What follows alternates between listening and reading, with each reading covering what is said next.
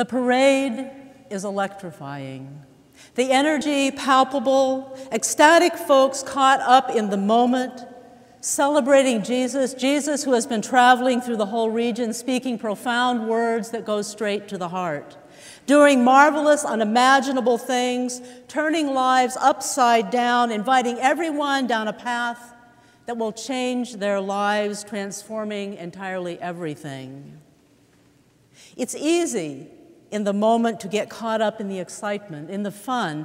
Even this morning here at 4th Street, the palms, processing children, glorious music can make us think we are right there with Jesus, happy, enjoying the festivities, having fun, a spontaneous parade drawing in more and more people as it goes along, creating celebration along the way.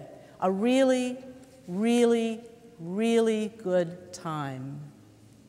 In this exuberant, powerful display of interest in Jesus, the crowds build in numbers and enthusiasm, while some Pharisees, Jewish religious leaders, already uncomfortable with Jesus, trying to figure out what in the world to do with this man, become so alarmed with the gathered crowd, they tell Jesus, "Rebuke your disciples, silence them." And then we hear Jesus' words, "If my disciples were to keep quiet, even the stones will cry out." And confronted by Jesus, the Pharisees seem to become silent, at least for now. Some of us are so happy on Palm Sunday, so excited about Jesus, we want to stay right here, enjoying the children, waving the palms, listening to the music, singing the songs, caught up in the excitement and the energy. For some of us, this is simply a prelude to next Sunday, when we shout, "Christ is risen," rejoicing and celebrating resurrection and hope.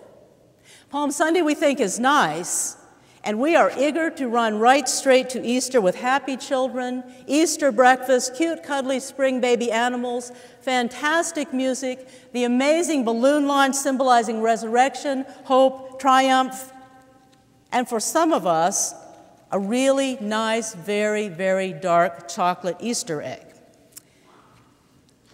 Some of us remember Holy Week has more than 2 days. The 2 days of celebration that bookend the rest of the week don't tell the entire story. And while we may want to forget the days in between, watching the parade from our vantage point, looking back, we remember what's coming. We know how this week develops. We shudder, thinking of the days ahead, the Passover celebration that turns into Jesus' Last Supper, the brutality and God-forsakenness of Friday, the emptiness and despair of Saturday. As we've traveled our Lenten journey this year and every year, we've always known what was coming. We knew on Ash Wednesday when we sang, "Jesus walked this lonesome valley, he had to walk it by himself. We must walk this lonesome valley, we have to walk it by ourselves." We knew as we watched the woman stealthily moving through the crowd, reaching out to touch just the hem of Jesus' robe, as everything changes, and she testifies to everyone, proclaiming what has been done in her life.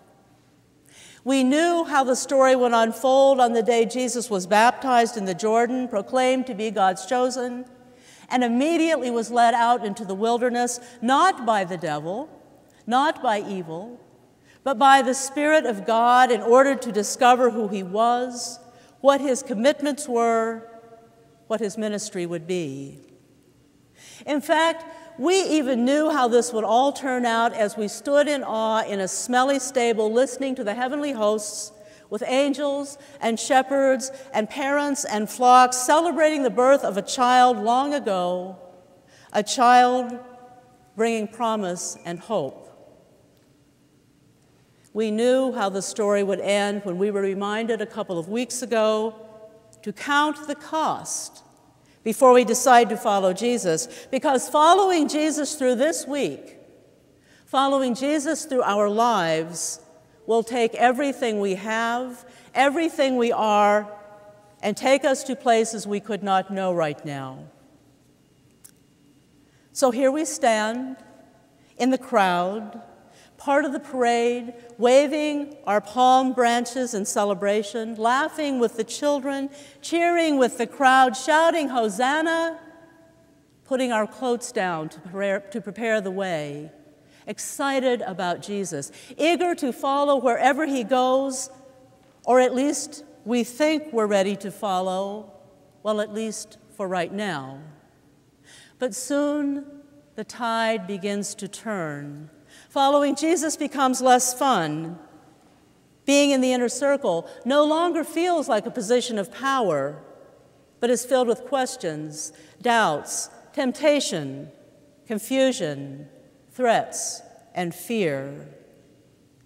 There will be choices to be made in the days ahead. I suspect by now some of the disciples were sensing some problems, getting a feeling that maybe things were not going quite the way they had hoped, starting to wonder what they had gotten into, where exactly Jesus was taking them. With Jesus already seen as an insurrectionist and a rabble-rouser, it might have been advisable for Jesus and his disciples to lay low for a while, drop back a little. Religious leaders were upset with Jesus, afraid he might incite a riot, activating the powerful Roman forces against the people. They were increasingly annoyed by his teachings and actions. No one quite knew what to do with him, especially as his popularity grew among the people. As Luke tells the story, in the midst of mounting trouble, Jesus doesn't drop back. In fact, he continues speaking out politically. He continues overturning the religious status quo, teaching in the temple daily, while all of the people hang on his every word. As leaders look for a way to kill Jesus, Jesus prepares to celebrate yet again with his disciples, making plans for the Feast of the Unleavened Bread, the high holy day of Passover, full of rich religious meaning and ritual, the meal that will become Jesus' last meal with his followers. According to the Lucan story, one disciple is already plotting with the chief priests and the temple guards to betray Jesus, looking for an opportunity to hand him over for a sum of money. During the Seder meal, as tragedy looms on the horizon, there are arguments about who the betrayer will be.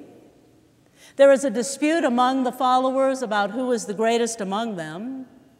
There is an adamant statement of loyalty to Jesus, promises to stay with Jesus no matter what, regardless of the cost, then a revelation of pending denial and abandonment.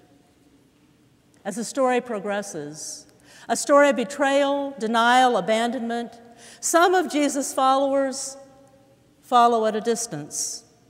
Some run away. A few stay the course. Some switch sides.